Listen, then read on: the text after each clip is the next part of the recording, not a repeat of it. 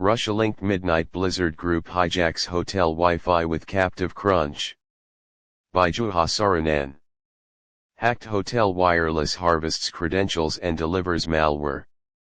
Microsoft Threat Intelligence is alerting on a campaign hijacking hotel and conference center Wi-Fi networks worldwide, with Russia-linked intelligence services aiming to steal guests' credentials and to deliver malware to them.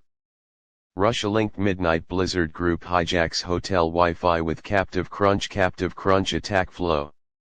Source: Microsoft.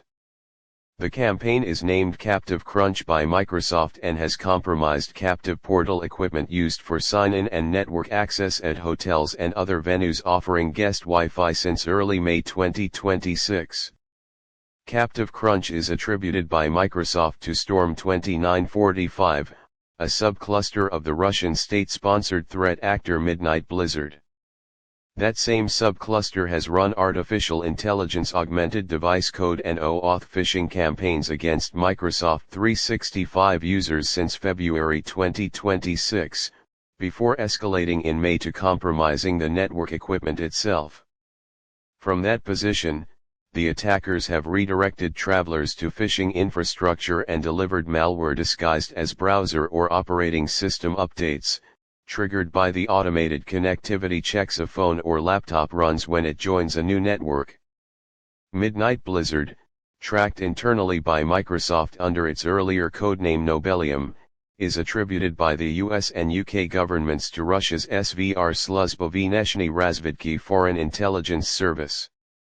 Microsoft's technical analysis said compromises occurred in several countries without naming them, and it did not give a total number of affected venues, organizations, or individuals.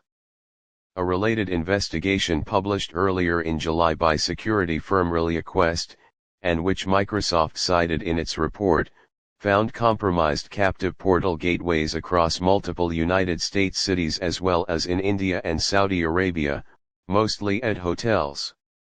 ReliaQuest said the traffic it observed came from organizations across financial services, professional services, legal, healthcare, energy and retail, suggesting the campaign targets traveling employees generally rather than a particular sector. The two assessments by ReliaQuest and Microsoft point to overlapping tradecraft between Russian intelligence services, although no direct link has been established.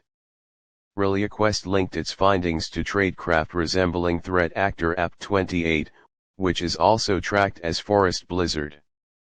This is a separate Russian military intelligence-linked group, while Microsoft's report acknowledged some crossover with the Forest Blizzard DNS hijacking operation it disclosed in April but said it attributes CaptiveCrunch specifically to Storm 2945. Where attackers gained a foothold, Microsoft said they deployed two main tools: Cornflake, a Windows remote access Trojan rat written in Go capable of keylogging, screenshot and webcam capture, audio surveillance and credential and session token theft.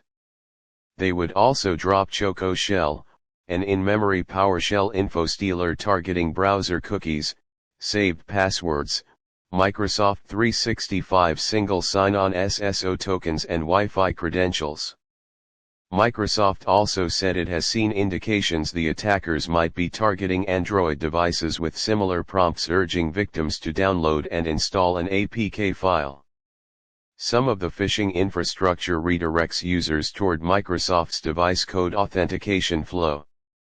This is a legitimate sign-in method for devices without a browser. Attackers can abuse the flow by initiating their own sign-in request and tricking the victim into entering the resulting code on a genuine Microsoft page, so the victim ends up authenticating the attacker's session rather than their own.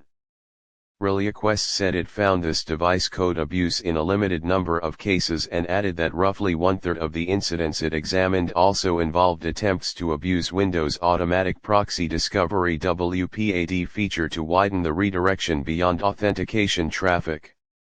Microsoft recommended organizations to block the Entra ID device code authentication flow through conditional access policies where it is not required.